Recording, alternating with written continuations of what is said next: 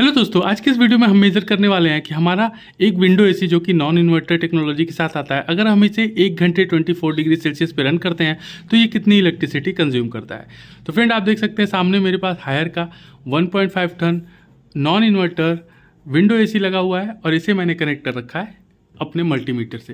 तो यहाँ पे आप देख सकते हैं मल्टीमीटर से मैंने इसे कनेक्ट कर रखा है जिसमें लाइट आ रही है। तो चलिए सबसे पहले हमें इस मल्टीमीटर को रीसेट करना होगा। तो यहाँ पे एक रीसेट का बटन दिया है, इसे प्रेस करके हम इसे रीसेट कर लेते हैं।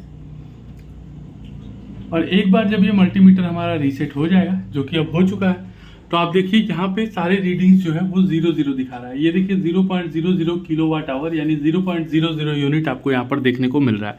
ठीक है, तो चलिए सबसे पहले हमें अपने एसी को ऑन करना पड़ेगा। बस उससे पहले मैं 2-3 कंडीशंस आपको बता देना चाहता हूँ, क्योंकि जो एसी का जो इलेक्ट्रिसिटी कंजप्शन होता है वो बहुत सारे फैक्टर्स पर डिपेंड करता है, जिनमें से कुछ इंपॉर्टेंट फैक्टर्स ये हैं कि सबसे पहला आप कितने बड़े कमरे को ठंडा कर रहे हो। तो मेरा जो ये वाला एयर कंडीशनर है ये 10x11 के कमरे में लगा हुआ है।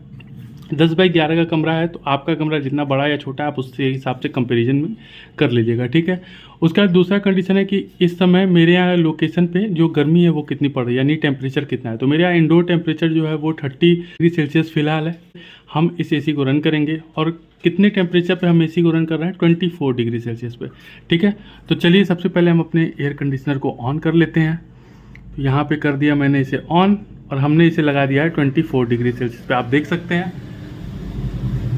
तो फ्रेंड, फाइनली यहाँ पे जो इलेक्ट्रिसिटी कंजप्शन स्टार्ट हो चुका है। आप देखिए यहाँ पे हमारा एसी जो है वो 193-200 यूनिट कंज्यूम करना शुरू कर चुका है। अभी जैसे ही इसका कंप्रेसर ऑन होगा वैसे ही हमारा इलेक्ट्रिसिटी कंजप्शन जो है वो बढ़ के अराउंड 700-800 या उससे भी ज़्यादा चला जाएगा।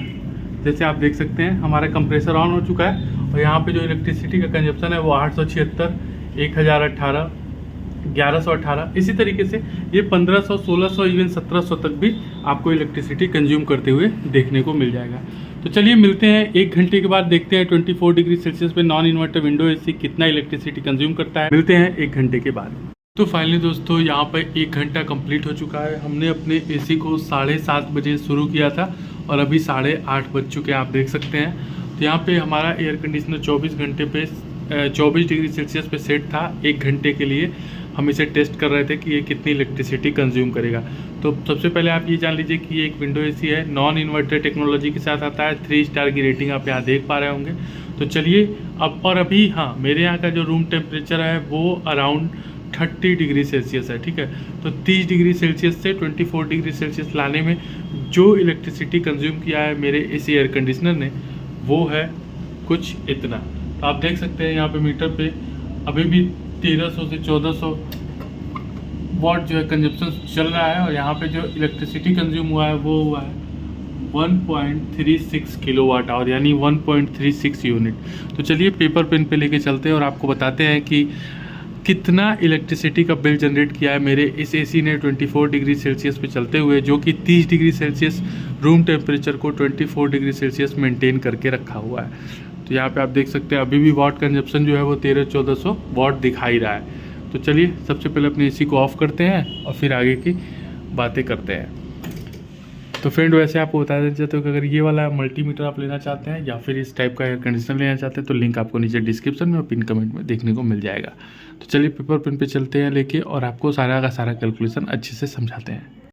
तो फाइनली दोस्तों, हम आ गए हैं पेपर पेन पे और आप देख सकते हैं कि यहाँ पे हम non inverter AC electricity consumption at 24 degree Celsius यहाँ पे कैलकुलेट कर रहे हैं।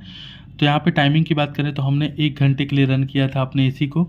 टेम्परेचर की बात करें तो इंडोर टेम्परेचर जो था मेरे यहाँ वो 30 डिग्री सेल्सियस था जब मैं इसे रन कर रहा था। तो फ्रेंड देखिए, टेम्परेचर पे बहुत ज़्यादा डिपेंड करता है इलेक्ट्रिसिटी का कंजप्शन। ठीक है, तो इंडोर टेम्परेचर अगर ज़्यादा होगा तो डेफिनेटली इलेक्ट्रिसिटी ज़्यादा कंज्यूम करेगा। इंडोर टेम्परेचर अगर कम हुआ तो सेम टेम्परेचर पे अगर आप रन करोगे, मतलब कि आप 26 डिग्री पे ही अपने एसी को चला रहे हो, बट टेम्परेचर अगर ज़्यादा है तो इलेक्ट्रिसिटी ज़्यादा कंज्यूम करेगा। टेम्परेचर कम है रूम का, ऑलरेडी रूम कम गर्म है, तो वो कम ही टेम्परेचर में आपके रूम को, कम ही कंजप्शन में आपके रूम को ठंडा कर देगा। ठीक है, तो ये मैं हमेशा हर बार आपको बताता हूँ ताकि आप लोग कन्फ्यूज ना। फिर भी कुछ कमेंट्स आ जाते हैं कि भाई आप तो बहुत कम बता रहे हो या आप तो बहुत ज़्यादा इलेक्ट्रिसिटी कंजप्शन बता रहे हो। यार देखो, सीधी सी बात है, इलेक्ट्रिसिटी कंजप्शन सीधी सी बात है, जितना गर्म रूम होगा उसको ठंडा करने में उतना ही ज़्यादा इलेक्ट्रिसिटी का यूज होगा, और उतनी ही ज़्यादा इलेक्ट्रिसिटी का यूज होगा तो उतना ही ज़्यादा बिजली का बिल आपका आने वाला है, सीधी सी बात है।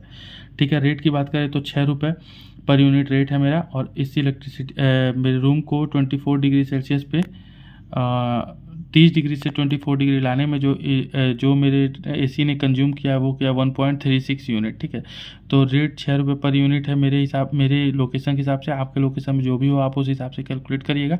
तो बिल की बात करें, अगर 1 घंटे का जो बिल बनेगा वो बनेगा 6 गुणे 1.36 यानी 8.16, यानी कि अप्रॉक्सीमेट 9 रुपये। ठीक है, तो 1 घंटे अगर आप एसी को चलाते हो 24 डिग्री सेल्सियस पे, जबकि आपके रूम का टेम्परेचर 30 डिग्री सेल्सियस है, तो एक नॉन इन्वर्टर एसी जो कि 3 स्टार रेटिंग के साथ आता है वो लगभग 9 रुपये कंज्यूम करता है। ठीक है, उसी के अनुसार अगर आप पूरे महीने के हिसाब से अगर कैलकुलेट करोगे, एक महीने का बिल अगर निकालते हो तो 9 गुणे 30 दिन के हिसाब से 30, तो 9 गुणे 30 यानी 270 रुपये। ठीक है, तो आप एक महीने चलाओगे तो आपको 270 रुपये का बिल देना पड़ेगा। तो उम्मीद करते हैं कि सारा कैलकुलेशन आपको अच्छे से समझ में आ गया होगा। अगर वीडियो अच्छी लगी हो लाइक से सब्सक्राइब कीजिए। सारे के सारे लिंक आपको डिस्क्रिप्शन में पिन कमेंट में देखने को मिल जाएंगे, जाके सामान परचेज कर सकते हैं। मिलते हैं अगली वीडियो में, तब तक के लिए गुड बाय।